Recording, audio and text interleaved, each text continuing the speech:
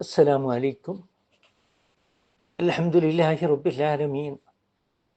അസ്സലാത്തു വസ്സലാമു അലാ അഷ്റഫിൽ മുർസലീൻ സയ്യിദിനാ മുഹമ്മദുർ റസൂലുള്ളാഹി സ്വല്ലല്ലാഹു അലൈഹി വസല്ലം വഅലാ ആലിഹി വസഹ്ബിഹി അജ്മഈൻ.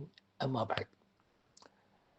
മുൻ പ്രവാചകന്മാരെയും നാം അയച്ചത് തെളിഞ്ഞ ദൃഷ്ടാന്തങ്ങളും വേദങ്ങളും നൽകിക്കൊണ്ടായിരുന്നു.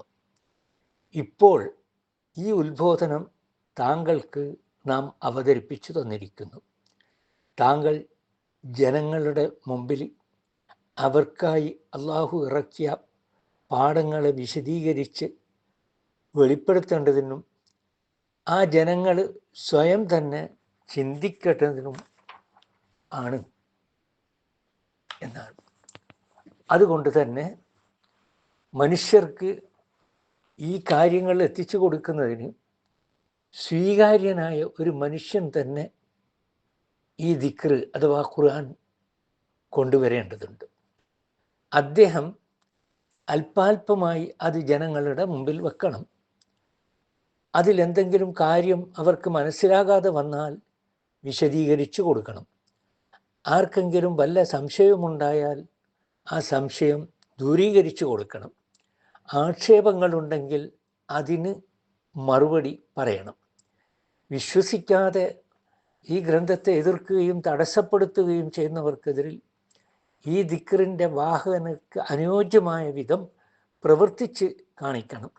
വിശ്വസിക്കുന്നവർ അവരുടെ ജീവിതത്തിൻ്റെ എല്ലാ കോണുകളിലും ഈ ഹിദായത്ത് എത്തിക്കണം.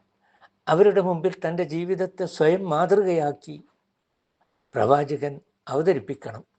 അവർക്ക് വ്യക്തിപരവും സാമൂഹികവുമായ ശിക്ഷണങ്ങൾ നൽകി മുഴുവൻ സാമൂഹിക വ്യവസ്ഥയും മാറ്റി ഒരു നല്ല സമൂഹത്തെ ഈ ലോകത്തിൻ്റെ മുമ്പിൽ കാഴ്ചവെക്കണം.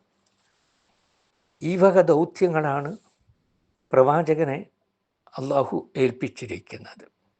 അതുകൊണ്ട് പ്രവാചകൻ ഒരു മനുഷ്യനായിരിക്കുകയും വേണം. മുമ്പുള്ള വേദഗ്രന്ഥങ്ങളും ഇറക്കിയത് മലക്കുകൾക്ക് അല്ല, നിങ്ങളെപ്പോലെയുള്ള മനുഷ്യർക്ക് തന്നെയാണ് അല്ലാഹു സുബ്ഹാനഹു തആല ഇറക്കിയിരിക്കുന്നത്. വആഖിറു ദഅവാന അനിൽ ഹംദുലില്ലാഹി റബ്ബിൽ ആലമീൻ. അസ്സലാമു അലൈക്കും.